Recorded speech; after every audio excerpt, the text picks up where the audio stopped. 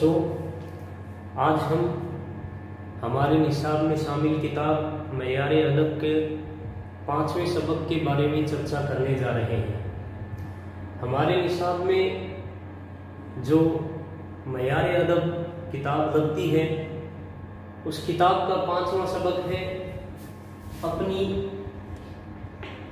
مدد آپ۔ اس کے خالق یہ ایک مضمون ہے جو مضامین سر سید سے لیا گیا ہے۔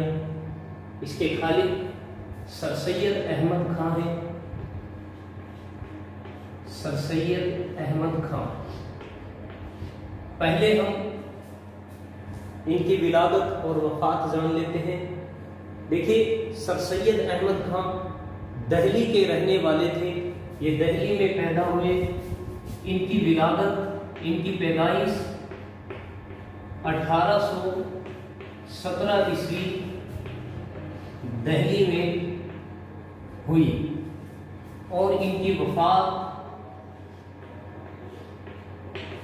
سن 1898 عیسوی علی گڑھ میں ہوئی۔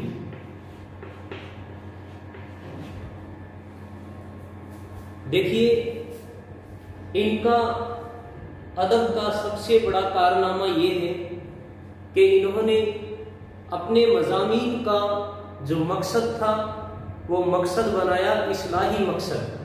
ان کا اصلاحی مقصد کے تحت جتنے بھی مضامین ان کے لکھے گئے وہ ان میں ایک مقصد ہوتا تھا، وہ مقصد تھا اصلاح کرنے کا، یعنی قوم کی اصلاح کرنے کا انہوں نے مقصد، انہوں نے ذریعہ کس کو بنایا؟ اپنے مضمون کو۔ یہ ان کا سب سے بڑا کارنامہ تھا۔ دوسرا، انہوں نے اپنی مضامین میں، اصلاحی مضامین میں سادگی و متانت کے ساتھ لکھنے کی شروعات کی اور ان کو ہم جدید اردو نثر کے یا اردو مضامین کے بابا آدم کہہ سکتے ہیں۔ اردو مضامین کے بانی بھی انہی کو تسلیم کیا جاتا ہے اور جدید اردو نثر کے بابا آدم بھی انہی کو تسلیم کیا جاتا ہے۔ ان کی 2 مشہور تصانیف کئی مرتبہ ہمارے پیپرز میں پوچھ لی جاتی ہے، تو ان کی مشہور تصانیف ہیں، پہلی آشار الصنادید،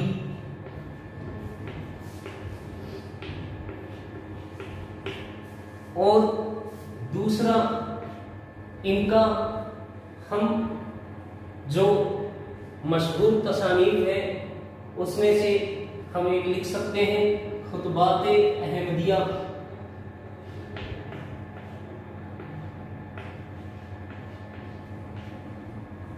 اس کے علاوہ سر سید احمد خان کے کچھ اور کارنامے ہیں۔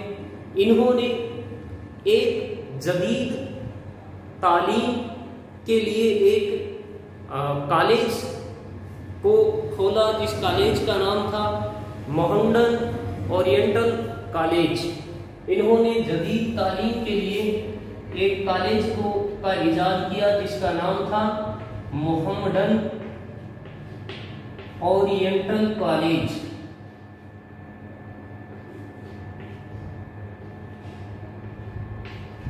اورینٹل کالج، اور ایک انہوں نے غازی پور میں سائنٹیفک سوسائٹی کو بھی قائم کیا۔ ان کا یہ بھی سب سے بڑا کارنامہ تھا۔ سر سید احمد خان نے اس کالج کو بھی جدید تعلیم کے لیے ایجاد کیا، اور سر سید احمد خان کے کچھ مضامین ہیں جن کا نام میں آپ کے سامنے لکھنے جا رہا ہوں۔ ان مضامین میں پہلا مضامین ہے تعصب، دوسرا مضامین ہے تعلیم و تربیت۔ پوچھ سکتے ہیں یہ کوشچن بھی کہ انہی 2 مضمون کے نام لکھیے، تو ایک ہے تعصب، ایک ہے تعلیم و تربیت، ایک اور میں لکھ رہا ہوں یہاں پر गुजरा हुआ ज़माना शायद आप लोगों ने पीछे की क्लासेज में 12th 11th या 9th 10th में कहीं पढ़ा होगा, गुजरा हुआ ज़माना। एक जो हमारे निशाब में शामिल है, इसको भी हम शामिल कर सकते हैं, अपनी मदद आप, ये भी इनका एक शाहकार मजमून है। देखिए, ये जो अपनी मदद आप जो इन्होंने लिखा है, इसको लिखने का इनका मकसद है कि ये शुरू में ही लिखते हैं कि खुदा उसी की मदद करता है जो खुद अपनी मदद करना चाहता हो। यानी इंसान को ये किस चीज़ की तालीम देते हैं? स्वाभिमान की तालीम देते हैं, खुद मुख्तारी की, खुद को अपने आप को संवारने और अपनी तरबियत करने की तालीम देते हैं। यानी कि इंसान को ऐसी तालीम देते हैं जिससे इंसान अपने आप को संवार सके, अपने आप की तरक्की कर सके। तो ये मजमून हमारे निशाब में शामिल किया गया है। इसको हम तफसील से, इसका खुलासा मैं आपके सामने आगे पेश करने जा रहा हूँ। शुक्रिया।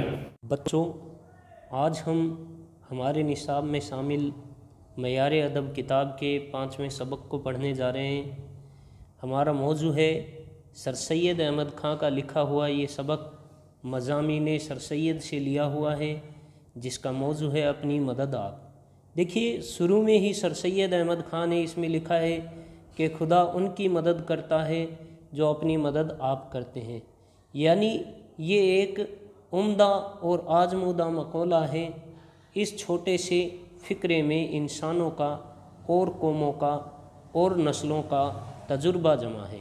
यानी हम यूँ कह सकते हैं कि किसी कौम को अगर अपनी तरक्की चाहिए, अगर उनको तरक्की याफ्ता में शामिल होना है, तो वो अपनी मदद आप करें। यानी कि हमें किसी और पर या किसी दूसरे पर आश्रित ना रहकर खुद अपने काम को अंजाम देना चाहिए और खुद अपने आप को मजबूत बनाना चाहिए। यानी कि इसमें इन्होंने इंसान की कुव्वत को, इंसान के जज्बे को उभारने की कोशिश की है और इंसानों को हमारे एशिया के मुल्कों और यूरोपियन मुल्कों से आपस में एक दूसरे को इस तरह से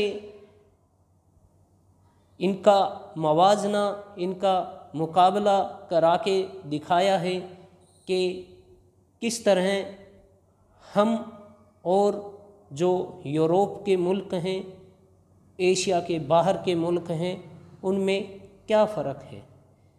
इसके अलावा इन्होंने बताया है कि अगर कोई कौम गवर्नमेंट पर आश्रित होती है, गवर्नमेंट पर ही भरोसा करती है और उस पर आश्रित रहती है, तो वो कौम कभी भी तरक्की नहीं कर पाती, चाहे फिर वो पूरी मुल्क की कौम हो, चाहे फिर वो एक पूरे सूबे की कौम हो। यानी कि इंसान को खुद पर आश्रित रहना चाहिए, खुद अपनी मदद करनी चाहिए और इसी से इंसान को इज्जत मिलती है। कुछ इन्होंने इसमें इस तरह की बातें भी पेश की हैं कि जैसे कि कोई इंसान है, वो किसी दूसरे इंसान पर आश्रित है। आज हम किसी दूसरे इंसान की मदद कर देते हैं तो वो बार बार ये सोचता है कि मदद के लिए हम उसके लिए हाजिर हैं, तो वो हम पर आश्रित हो जाता है और कुछ नहीं करता है, अपनी तरक्की खुद नहीं कर पाता है। तो इसमें इन्होंने कौमों की इस्लाह की या कौमों की इस्लाही तरक्की की तरफ भी क्या किया है, अपनी नज़र को डाला है और ये बता रहे हैं कि किस कदर इंसान तरक्की याफ्ता बन सकता है या तरक्की पा सकता है। इसी तरह ये आगे आगे बताते रहते हैं कि किस तरह से एशिया की तमाम कौमें यही समझती रही हैं कि अच्छा बादशाह ही रियाया की तरक्की और खुशी का ज़रिया होता है, और यूरोप के जो लोग हैं वो एशिया के लोगों से ज़्यादा तरक्की कर गए थे। ये समझते थे कि एक उम्दा इंतज़ाम कौम की इज़्ज़त व भलाई व खुशी और तरक्की का ज़रिया है, ख्वाह वो इंतज़ाम बाहमी कौम के रस्म व रिवाज का हो या गवर्नमेंट का। और यही सबब है कि यूरोप के लोग कानून बनाने वाली मजलिसों को बहुत बड़ा ज़रिया इंसान की तरक्की व उसकी भलाई का ख्याल करके इनका दर्जा सबसे आला और निहायत बेसबहा समझते थे, मगर हकीकत में सब ख्याल गलत हैं। एक शख्स फ़र्ज़ करो कि वो लंदन में आयरलैंड की तरफ से पार्लियामेंट का मेंबर ही क्यों ना हो जाए, या कलकत्ता में वायसराय और गवर्नर जनरल की कौंसिल में हिंदुस्तान का मेंबर ही होकर क्यों ना बैठ जाए। कौमी इज़्ज़त और कौमी भलाई और कौमी तरक्की क्या हो सकती है, ये हम इसमें इन्होंने हमें बताया है, और बताया है कि बरस दो बरस किसी बात पर विट यानी बजला संजी दे देने से गो वो कैसी ही ईमानदारी और इंसाफ से क्यों ना दिया हो, कौम की क्या भलाई हो सकती है, बल्कि खुद उसके चाल चलन पर, उसके बर्ताव पर भी इससे कोई असर पैदा नहीं होता है। तो कौम के बर्ताव पर क्या असर पैदा कर सकता है?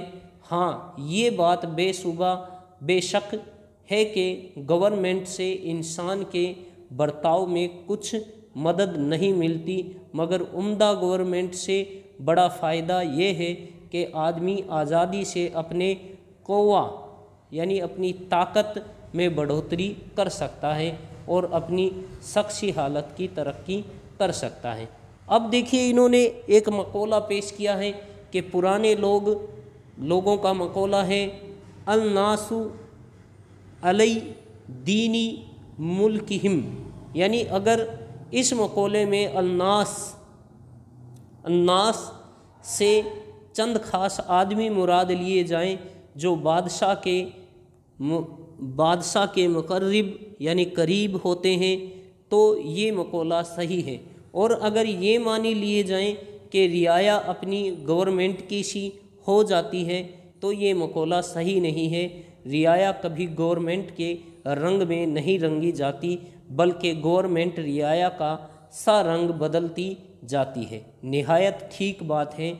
गवर्नमेंट अमूमन लोगों का जिन पर वो हुकूमत करती है अक्स होती है, यानी जैसे लोग हैं वैसी ही गवर्नमेंट होगी। देखिए, यहाँ तक इन्होंने क्या बताया है कि कौम हो या फिर कोई मुल्क हो, मुल्क की रियाया हो यानी प्रजा हो, वो तभी तरक्की करेगी जब वो खुद चाहेगी।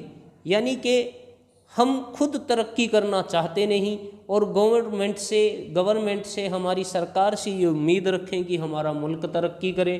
किस तरह से हमारा मुल्क तरक्की कर सकता है जब हम इसमें ही अपना हिस्सा या इसमें ही अपना कोई कदम नहीं बढ़ाएंगे। जब तक हम नहीं चाहेंगे तो हमारी गवर्नमेंट भी हमारी जैसी ही हो जाएगी।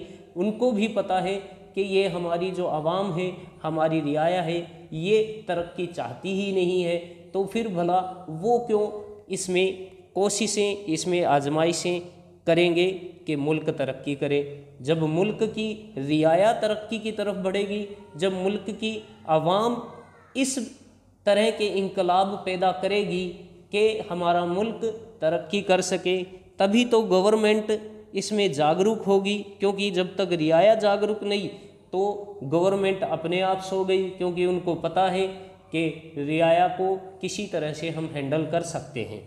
तो हिंदुस्तान और इंग्लिस्तान का यही हाल हुआ। देखिए, इन्होंने हिंदुस्तान और इंग्लिस्तान का फ़र्क बताया है कि इंग्लिस्तान की रियाया तहजीब व शाइस्तगी में मौजूदा गवर्नमेंट से कोसों पीछे पड़ी है। गवर्नमेंट कितना ही खींचना चाहती है मगर वो नहीं खींची, बल्कि ज़बरदस्ती से गवर्नमेंट को पीछे खींच लाती है। यानी एक बार इन्होंने ये थोड़ा सा इसका हमें उदाहरण पेश किया है, मिसाल पेश की है। ये एक नेचर का कायदा है। देखिए ये एक कुदरत भी है, ये नेचर का कायदा भी है कि जैसा मजमुआ कौम के चाल चलन का होता है, यानी उसी के मुवाफिक, यानी उसी के बराबर उसके कानून और उसी के मुनासिब हाल गवर्नमेंट होती है। जिस तरह के पानी खुद ब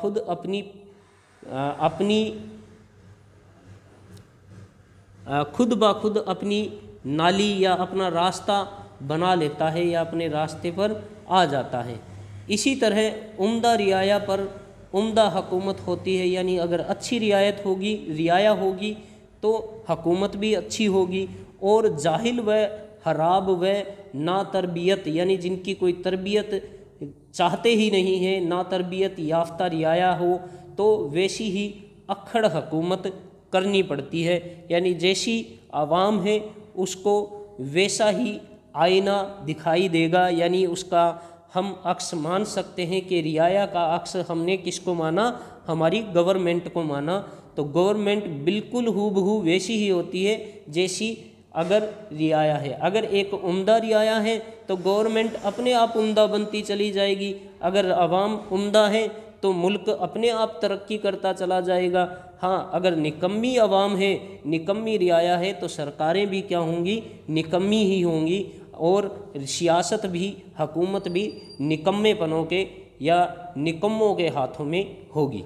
तो तमाम इन तजुर्बों से हम इन्होंने साबित किया है कि किसी मुल्क की खूबी व उम्दगी और कदर व मंजिलत बानिस्बत वहाँ की गवर्नमेंट के उम्दा होने के ज़्यादातर उस मुल्क की रियाया के चाल चलन, अखलाक व आदात, तहजीब व शाइस्तगी पर मुनहसर है। क्योंकि कौम शख्सी हालतों का मजमुआ है, वर एक कौम की तहजीब दर हकीकत उन मर्दों, औरत व बच्चों की शख्सी तरक्की है जिनसे वो कौम बनी है। तो देखिए इन्होंने इस तरह से यहाँ तक हमें समझाया कि किस तरह से रियाया अपने मुल्क को तरक्की याफ्ता बना सकती है। इसी सिलसिले में आगे ये बताते हुए चलते हैं, ये बताते हैं कि कौमी तरक्की किस चीज़ का मजमुआ है, ईमानदारी का, हमदर्दी का, शख्स से हमदर्दी, इंसानी हमदर्दी, और कौम का जो उतार होता है, कमी होती है, वो मजमुआ होता है इंसान की सुस्ती, उसकी बेइज्जती, उसकी बेईमानी, उसकी खुदगर्जी और उसकी बुराइयों का ही नतीजा होता है कि एक कौम तरक्की करती है और एक कौम क्या करती है, मतलब कमी आती रहती है, उसकी मतलब बेइज्जती होती जाती है। तो जिनके पास तहजीब है, अखलाक है, तमद्दुन है, वो मुआशरा हमेशा, जिनका तमद्दुन अखलाक अच्छा है, वो अपनी तरक्की करता है, वो मुआशरा तरक्की करता है। और जो मुआशरा सुस्ती में पड़ा रहता है, उस मुआशरे में बुराइयां पनपने लग जाती हैं। इसी तरह से हम ये कह सकते हैं कि यह अपने हम वतनों के लिए कहते हैं कि अगर राय सही हो तो इसका मतलब जो नतीजा है कि कौम की सच्ची हमदर्दी और सच्ची खैर ख्वाही करो। यानी अपनी कौम की सच्ची हमदर्दी रखोगे तो कौम तरक्की कर पाएगी। और अगर तुम लोग अपनी कौम की तरक्की ना करने के बजाय अपना खुद की खुदगर्जी की वजह से अपनी खुद की तरक्की चाहते हो तो कभी भी कौम तरक्की नहीं कर पाएगी। इसी सिलसिले में फिर ये आगे बढ़ते हुए चलते हैं कि ये बड़ा ही सच्चा मसला है कि इस तरह से कभी भी किसी कौम की तरक्की नहीं हो पाती है। कभी किसी कौम को हम तरक्की याफ्ता नहीं बना सकते जब तक कि कौम खुद ना चाहे कि वो तरक्की पाना चाहती है। तो गवर्नमेंट तब तक अपने मुल्क, अपनी रियाया के बारे में नहीं सोचेगी जब तक रियाया अपनी तरक्की की तरफ अपने कदम ना बढ़ाए, सुस्ती में पड़ी रहे। और देखिए इसमें हम यूँ कह सकते हैं کہ اگر ہماری گورنمنٹیں ہمیں پینشن یوجنائیں اس طرح کی یوجنائیں دیتی رہے گی تو ہم لنگڑے ہو جاتے ہیں، اپاہج ہو جاتے ہیں، اور ان پینشنوں کے ذریعے کبھی بھی ہمارا ملک ترقی نہیں کر پائے گا۔ اگر ہمیں ترقی کرنی ہے تو محنت کرنی ہوگی، کام کرنا ہوگا، ہمارے ملک میں رہ کر کام کرنا ہوگا، ہمارے ملک کو آگے بڑھانے کے لیے، چاہے پھر وہ کوئی بڑا سنستھا کا ویگیانک ہو یا کسی سرائے میں کسی جگہ پر کام کرنے والے مزدور ہو، لیکن اگر کام ہوگا، اگر رعایا عمدہ ہوگی، کام کرنے والی ہوگی، محنت کش ہوگی، تو ہمیشہ ملک ترقی کی اور بڑھے گا، اور اگر رعایا سست ہوگی، لنگڑی ہوگی، لاچار ہوگی، اپاہج ہوگی تو کبھی بھی ملک ترقی نہیں کر پائے گا۔ انسان کی اسی اگلی پشتوں کی طرف انہوں نے چرچا کرتے ہوئے بتایا ہے کہ ان کے حالات پر خیال کرنے سے معلوم ہوتا ہے کہ انسان کے موجودہ حالت انسانوں کے نسل در نسل کے کاموں سے حاصل ہوئی ہے، یعنی اگر پشت بھی ترقی تبھی کر پائے گی، آنے والی جو نسلیں ہیں، تو اگر انسان جو پشت ہے وہ پہلے والی جو ان کی قومیں ہیں ترقی کرنے والی ہوں یا پھر محنتی ہو، اپنے مستقبل کی بارے میں سوچنے والے ہوں، تبھی ان کی نسلوں کی ترقی ہو پاتی ہے۔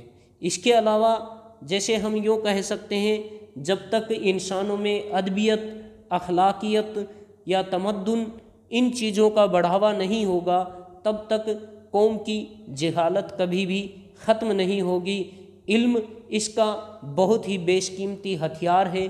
اگر ساری قومیں علم یافتہ ہوں یا ساری قومیں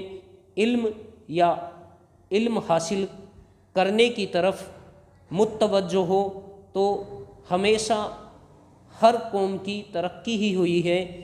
تو اس طرح سے انہوں نے ہماری خاص طور سے مسلمان قوم کو بھی اپنی رائے پیش کی ہے کہ تم لوگ کسی ایک کے پیچھے نہ جا کر اپنی خود کی زندگی کو سنوارنے کے لیے محنت کرو، اور محنت سے اپنے کام کو انجام دیتے رہو، اور اپنے آپ میں شجاعت کا اور بہادری کا جو جذبہ ہے وہ پیدا کرو، تاکہ تم لوگ اپنی خود کی مدد آپ کر سکو، اور صرف اسی بھروسے پر، اسی بات پر نہ بیٹھ کر یا اسی بات پر نہ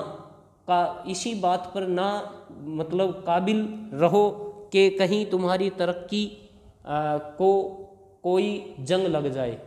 اس لیے ہم نے شروع میں بات پڑھی کہ خدا اسی کی مدد کرتا ہے جو اپنی مدد آپ کرنا چاہتا ہے، یعنی انسان اگر خود کی مدد کرنا چاہے، خود کچھ کرنا چاہے، تو انشاءاللہ اللہ کی طرف سے اس پر مدد ضرور آئے گی۔ یعنی ہم یوں نہیں کہہ سکتے اللہ ہر حال میں اپنے بندے کی مدد کرتا ہے، لیکن مدد تبھی ہوگی جب بندہ اپنی مدد چاہتا ہے۔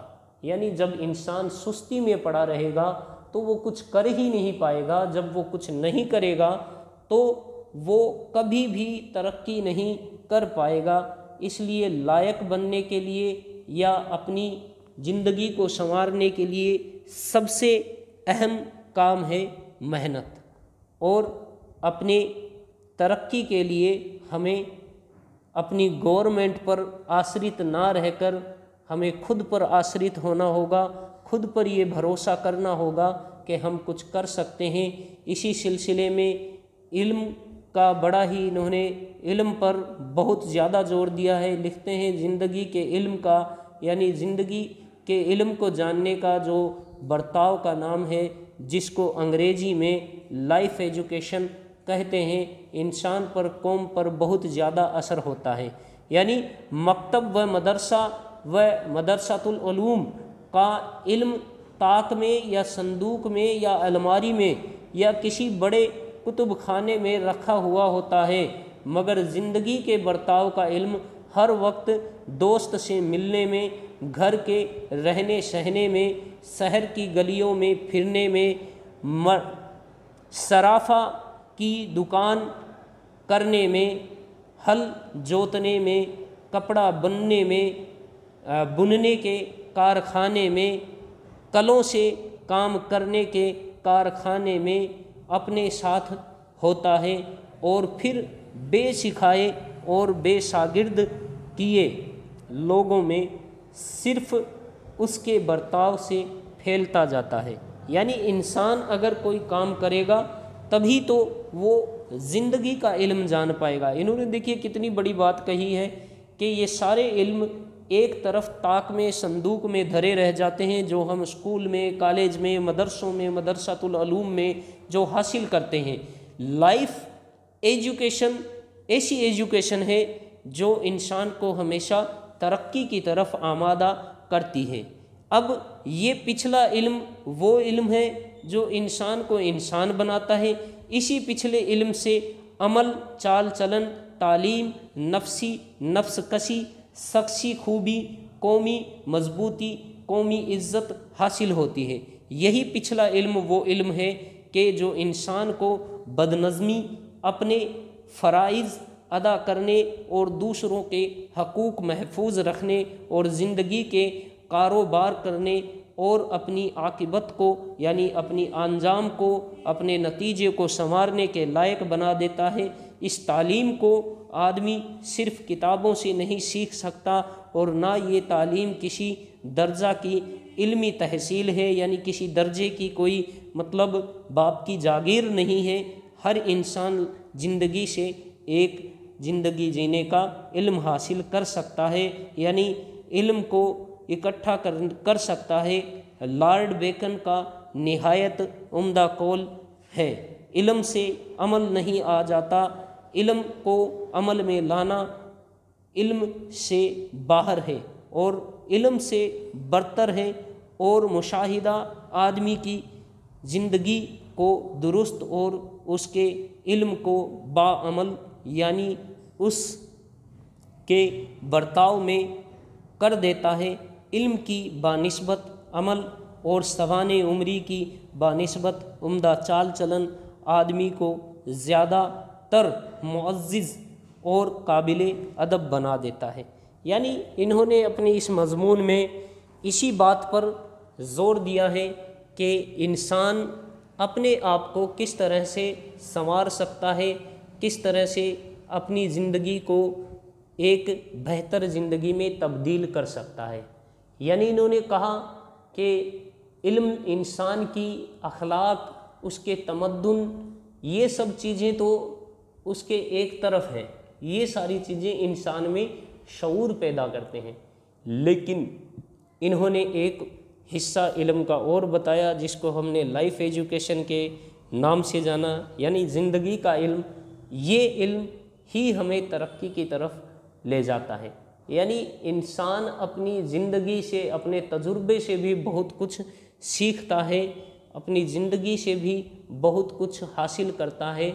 تو اس علم کو انہوں نے کہا کہ وہ کسی کی تحصیل نہیں ہے یا کسی درجے کی تحصیل نہیں ہے، اس کو ہم اکٹھا کر کے نہیں رکھ سکتے یا کسی کے پاس اکٹھی نہیں پڑی ہے۔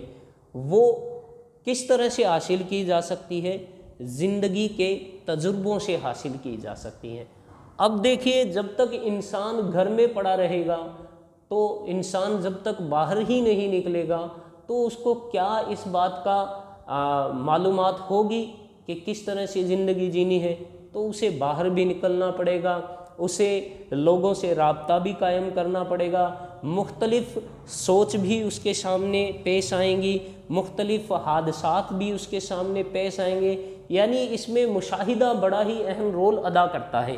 تو انسان مشاہدہ کیسے پائے گا؟ جب تک وہ خود کچھ کرنے کے لیے باہر نہیں نکلے گا، تب تک وہ اس بات پر عمل نہیں کر پائے گا کہ وہ ترقی کی طرف کیسے جائے، کس طرح سے وہ اس بات کو عمل میں لائے گا، اپنے علم کو عمل میں لائے گا۔